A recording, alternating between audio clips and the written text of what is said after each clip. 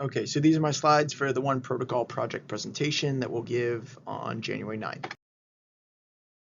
Okay, so Bill will talk for a while with the introductions and setting the stage. Then we'll go into the protocol protocol comparisons. Talk about phase 1 and phase 2, and then I'll come in and I'll talk about phase 3. Okay, so with the Mizzou protocol shown on the left and the Stanford Healthcare protocol shown on the right, these are the goals for phase 3 that each protocol lays out. And you can see that for the most part, they're actually quite consistent. So both talk about full knee active range of motion. Both show that you have to have good stability of the quadricep and of the limb with good kinematics. Strength progression would be a goal within this phase specified by this SHC or the Stanford protocol. And then you have the restored stability during the single limb activities, which is similar for the Missouri or the Mizzou protocol. Both describe begin light jogging and having normal running mechanics. So the Mizzou protocol is a little bit more extensive in laying out its goals. However, I think that all the goals are reasonable for this particular stage, even though it's not otherwise specified or laid out verbatim in the. Okay, and then we go into comparisons of the interventions. Phase 3. So the Mizzou protocol lays it out there, and you can see that it uses subcategories of lists within the strength, the quadriceps, hamstrings, and so on, whereas the Stanford protocol is actually quite brief. The rationale behind this is that it allows for a little bit more individuality for the given patient. Also, there's also clinical decision making that can be made on behalf of the therapist to otherwise provide the interventions that they deem necessary given the patient's presentation. That being said, the guidelines that are specified by the Stanford protocol are also incorporated within the Mizzou protocol: double limb squats, single limb squats, advanced proprioceptive, or what the Mizzou protocol states is neuromuscular re-education. And then it also incorporates low velocity, low amplitude agility drills, which incorporates the jogging or the forward and backwards jogging. And that is also incorporated within the Stanford protocol with the initiation of jogging. Okay, and then when we're looking at the progression criteria for like out of phase 3 and into phase 4, we can see that once again there's a lot of crossover between them. So both describe minimal pain and effusion.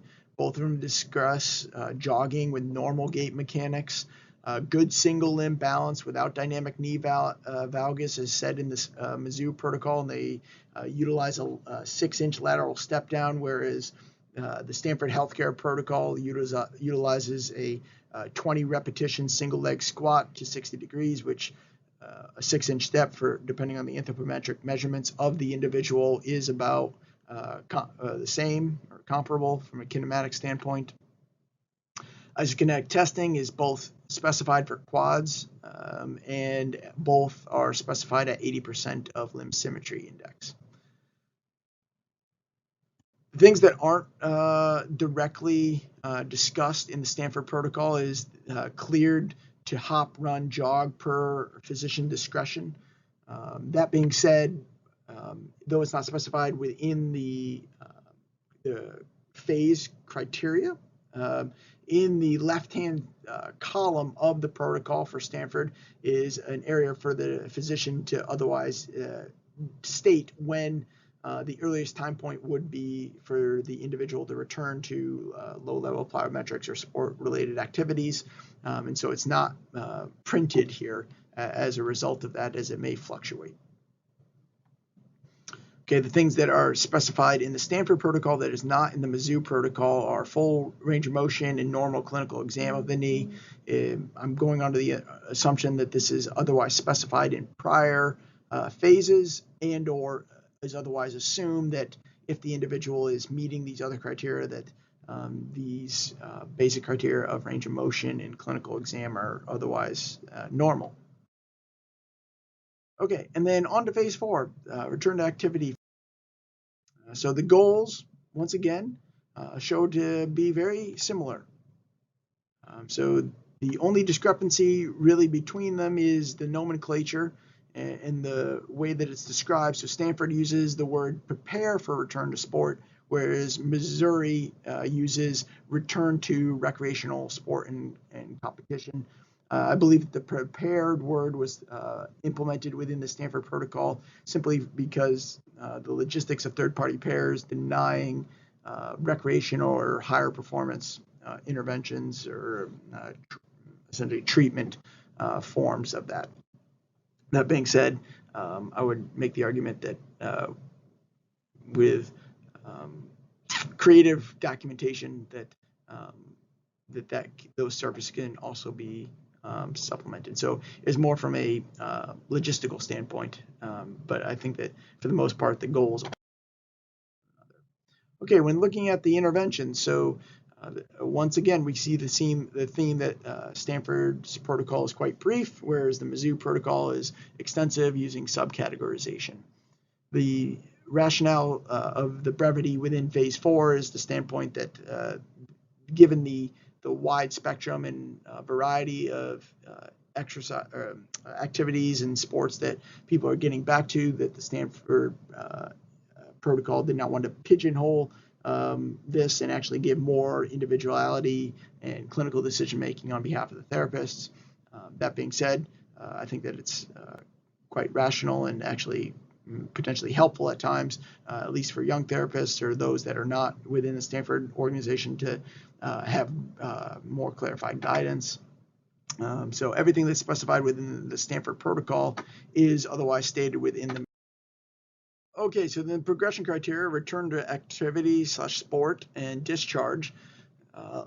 We'll go down the same criteria. So the FLE is specified within the Stanford protocol, and that includes the lateral step down as specified by the Mizzou protocol. The isokinetic testing is also shown there with a 90% cutoff. The 66% for the hamstrings and quad ratio is specified within the Mizzou, but not within the Stanford. And then the confidence questionnaire is shown in both. A specified greater than 65% is determined by Missouri, but there is no cutoff specified by Stanford Healthcare, at least within that's written within the protocol. There is a reference provided there. Okay, when we're looking at the discrepancies, so looking at the Missouri first, zero pain, no active effusion, and range of motion equal to plus or minus 2 degrees. It's not specified within this phase of the Stanford protocol because it's specified in prior phases, and it was gone under the assumption that these criteria were already met. So there's not really discrepancy there. Where there is discrepancy is that there's no discussion or quantification of atrophy and symmetry of quad girth within the Stanford healthcare protocol. The rationale for this is that it's usually one of the more delayed components to return. Usually these individuals have already been discharged because it doesn't return until 18 months to 24 months based off the studies that you're reading and the cohorts that you're looking at. And by that time, usually people have been discharged from our clinic, and thus we don't use it as a means of continuing therapy. That being said, also despite the quad girth, the people can still show the same impulse function of their knee extension. Not only the force that is met, but also the rate of development can also be adequate to the 90%. And so the rationale is that as long as the isokinetic testing is otherwise met, that the girth will come back in time. And then the other discrepancy point is the Y balance test. So though this is utilized within the clinic, it's not otherwise specified within the protocol itself for at least the ACL for Stanford. And the rationale for this is simply from the standpoint that it may not be indicated for all patients, or there's other ways that the therapists are gauging the dynamic balance of the individual. The one thing that I will note, so I am a fan of the Y balance, and I do think that it actually has value in the post-operative protocols. That being said, using certain criteria and extrapolating it to other demographics has been frowned upon and discouraged by the functional movement systems, the creator of the tests, and in specifically the 4 centimeters bilateral difference in any given direction is only valid for female soccer players, and thus extrapolating that cutoff to other demographics would not be totally valid or accurate. The Y balance certification course actually recommends and advocates for the Move to Perform software, which has essentially pooled data, and you pop in the individual's anthropometric information and demographics, and it will pop out the distribution of normative anterior, posterior, lateral, and posterior medial reaches. And so I would say that criteria, though the Y balance test has place for criteria for postoperative care, I don't think that the 4 centimeter bilateral difference should be utilized unless, of course, your athlete is indeed a female soccer player. Composite score, a little bit more individualized to the patient, and it's a relative scale. So it's just combining the person's limb and looking at the 3 reaches and saying that the composite score should be over 90%. I do agree with that, and that is one that can be generalized because it is, again, more of a relative comparison rather than one that is pulled from the literature that is valid only for a small subset. Okay, so then we're summarizing the protocols. We can see the strengths and the areas for improvement for the Mizzou protocol. So it's comprehensive in nature. It gives specific interventions, functional criterion-based progression, specific criteria for both running and plyometric initiation, functional testing battery with objective criteria included, the ability to accommodate to different knee surgeries with a single protocol. It's actually quite challenging, and the protocol does a nice job of doing that. The areas for improvement is that it's quite lengthy. The initial HEP handout is a little dated. I feel as though it could not only have a better layout, but then also incorporate more modern technology. I know that there's been talks about this between the orthopedic and sports medicine clinic as well as ours, and trying to get that up and running. Separate pages for the precautions and the interventions make the Mizzou protocol a little convoluted in its current form, causing the therapist as well as maybe even the patient to have to go back and forth between what are the precautions and the cutoffs for a given phase, and then what are the interventions within that phase. And so it's less intuitive, though with time I'm sure that therapists could otherwise adapt to it. But I think that the length of it could be more concise. There's also no references provided for the interventions or the criteria that is in the protocol. And so that would be another point where it could continue to improve. The strengths of the Stanford protocol in its current state, it's consolidated, it's front and back, single page, incorporates all 4 phases. It's intuitive to non-SHC therapists. This is feedback that has been provided to the surgeons. Criterion-based progressions are included. References provided throughout, not only for the interventions, but also for the criteria that is utilized. Functional return to sport testing battery with objective cutoff measures that has been validated. Areas for improvement, there's limited specificity of the interventions. Again, there's justification provided for that previously. No criteria for running initiation provided, no criteria for plyometric initiation provided, and there's no mention of core or abdominal work, which has shown to be a potential risk factor or something that could be addressed to mitigate a subsequent knee injury, particularly ACL. Okay, and then we'll go into the revised or hybrid protocol. Again, Claudia will talk here. and she'll kick it off with phase 1 and phase 2 of the new protocol. And then I'll come in with phase 3, or the intermediate phase. Okay, so from the intervention standpoint, it's a blend that you see from both of the protocols. There's subcategorization from the Mizzou protocol, and then there's the references for each of the interventions, or majority of the interventions that are incorporated. And that was influenced by the Stanford protocol. Additionally, influence from the Missouri protocol was including appendices. These will be electronic. I'll show you in a moment how people can access them, which provide further guidance that gives the specificity that is captured within the Missouri protocol, but it also allows for the brevity of the Stanford protocol. The cardiovascular exercises are shown there as well, in addition to the traditional exercises that are more for strength, muscle performance, etc. Okay, within phase 3 is the initiation of running. And so in order to be considered for running initiation, one, they have to be in phase 3. 2, they have minimal pain, almost no effusion, less than 20 cc's, and or the stroke test is less than 1 plus effusion. Knee flexion range of motion plus or minus the opposite limb, and same with extension.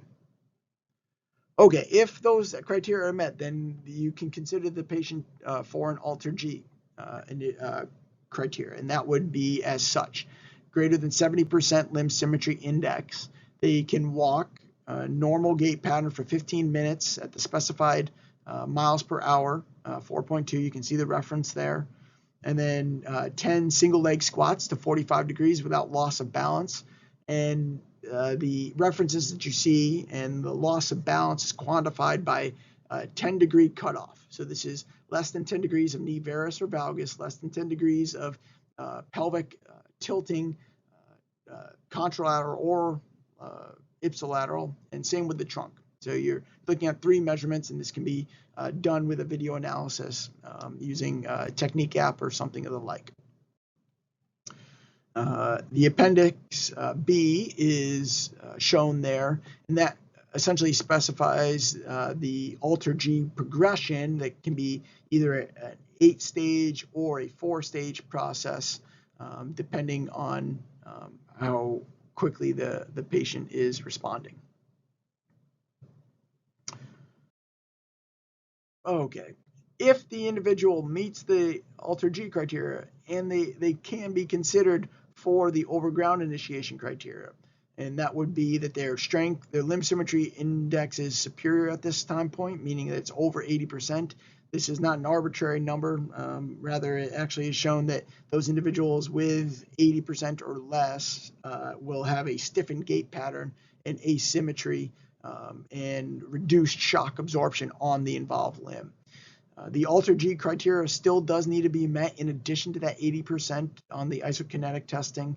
30 split jumps without loss of balance using that same criteria of 10 degrees varus valgus at the knee, pelvic drop or trunk lean to one side or the other. Completed a low-level plyometric routine. This is specified within the appendices, Appendix D specifically. And then you have the hop test greater than 70%. And this is based off a systematic review, and you can see the reference there. So if they pass, then you go to return to running progression. They can do this on treadmill or track. You can see the 8 phases or levels shown there, the instructions, as well as the soreness rules, which is written in an algorithmic if-then statement, so that it's otherwise intuitive for the patient to follow through with it. Anecdotally, I have utilized this on multiple occasions for all 3 of the lower extremity major joints, hip, knee, and ankle for post-operative, and thus far I've gotten good feedback from the patients. And that is in the appendices. Additionally, what can be incorporated in besides for the progression is an in-clinic running analysis that essentially attempts to quantify the qualitative aspect of running and looking at the limb symmetry in a three-dimensional manner, not only in the sagittal, the frontal, but also in the posterior frames. And there's criteria that can be incorporated with that. So in addition to the running progression and the criteria, is that we can also capture it from a quantitative standpoint. Okay, and then the progression to phase 4. So this criteria is not new or novel. It's in fact a combination of the two protocols that we previously compared. And as we saw, that the criteria for this phase 4 progression was quite consistent. So at this time point, the hard copy of the protocol that you have in your hand ends. However, what it allows is for using a QR code where the individual can scan it with their phone or mobile device, and this will give them their phase 4 protocol and interventions if, in fact, they are returning to competitive sport or recreational sport at some competitive level, depending on the intensity of it, references, as well as the appendices. Right now, this code will take you to the electronic version of the protocol that will show you each of these different components. Eventually, what will happen is that this QR code will take you to the website, and then on the website there'll be individual like links or buttons that the individual can click on to find the references, appendices, etc. Okay. And though it's not on the hard copy, I do want to take a moment and discuss the phase 4 return to activity phase. Okay, so you have the high-level plyometric initiation criteria. So right now, neither protocol specifies criteria here. And so I think that it's important that we actually do so. So they need to pass all running overground initiation criteria. This is consistent with the current concepts on plyometric exercise initiation as put out by Davies et al. And to date is the best reference that we have or agreed upon consensus for safety of returning to plyometric activities after injury. So squat and leg press 1.5 times their body weight. The squats of 60% of body weight, 5 reps for 5 seconds. This gets at the speed component of plyometric. Okay, the return to sport and return to activity criteria is broken down by clinical assessment, subjective assessment, and functional performance testing. You can see that this has been kind of vetted and comprehensive in nature as far as the references. There's 7 references. Some of them in themselves are review articles that have pulled together a number of other articles. And so I'm quite confident in this criteria being the best to date, though we know that our profession as a whole is continuing trying to improve to ensure that these patients make a safe return to sport. So you can see no pain, no active effusion, range of motion comparable to the other side with plus or minus 2 degrees. Subjective report of the IKDC, the confidence questionnaire, and then the isokinetic testing, the flea testing, and then the running T-test, though it wasn't in either protocol. This has been put out by the University of Delaware that actually has a reduction in the subsequent ACL injury by almost 2-fold. And so incorporating the running T-test may be of recommendation, and thus they've made it into the protocol here. Additionally, depending on the clinic, if patients are going elsewhere to other outside Stanford and they don't have the same resources, then a functional testing algorithm based off the individual's functional status or pre-morbid status and what level they are attempting or expecting to return to is also provided for alternative objective tests that can be done. Okay, the one caveat to this is that there's both the Mizzou and the Stanford protocols come with a spreadsheet that makes it otherwise somewhat seamless to incorporate the return to sport testing into clinical practice. I'm going to make a ploy that I believe that the Stanford protocol or a spreadsheet is a little bit more friendly and a little bit more beneficial. And the reason being is the standpoint that it is comprehensive with the FLE objective measures, and then it also gives a clinical decision-making point on or at the point of services in live time as soon as the information is put in. And you would see that in the results column that is currently grayed out, kind of yellowed out and says NA right now. But as the clinician goes through and adds that information in, you would see the pass, fail, and then finally the clinical decision making, return to sport, or more work needed. And this is, again, not unlike what is shown on the Missouri spreadsheet. The main difference is that the Missouri spreadsheet is incorporated into the FLE. So all those components are otherwise captured.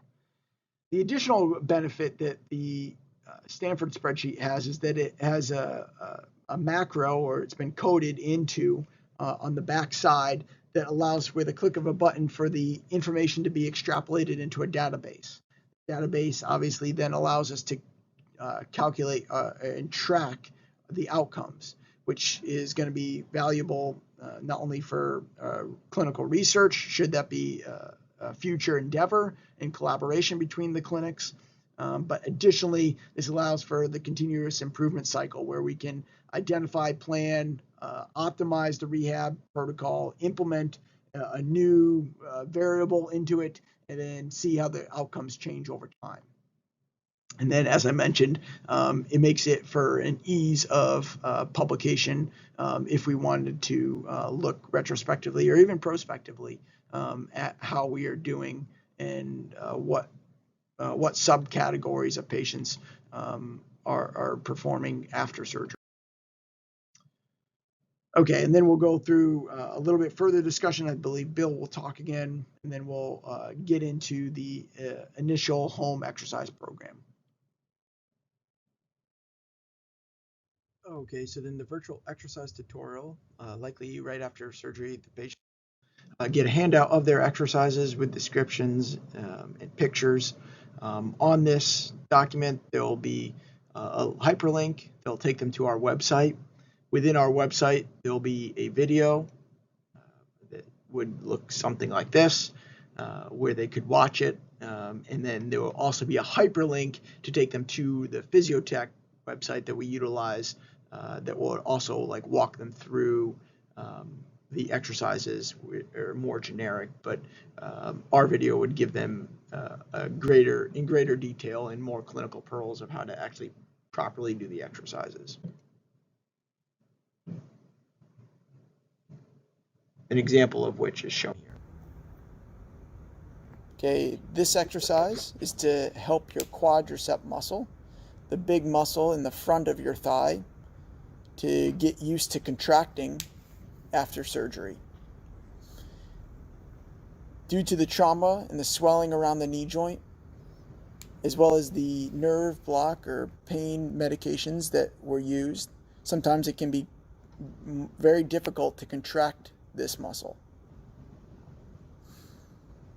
Okay, you can see here that the knee is propped with a small towel. The patient is instructed to push the back of their knee down into the towel to help to facilitate the quad muscle in contracting. It should be a deliberate contraction lasting at least 5 seconds per contraction. Okay, again, that's an example of a much longer video that would take them through each of the exercises in that detail. Okay, so that's the end of my slides. I hope that yours are going well. I hope that I can condense the timeline of my presentation and that it all comes together. All right.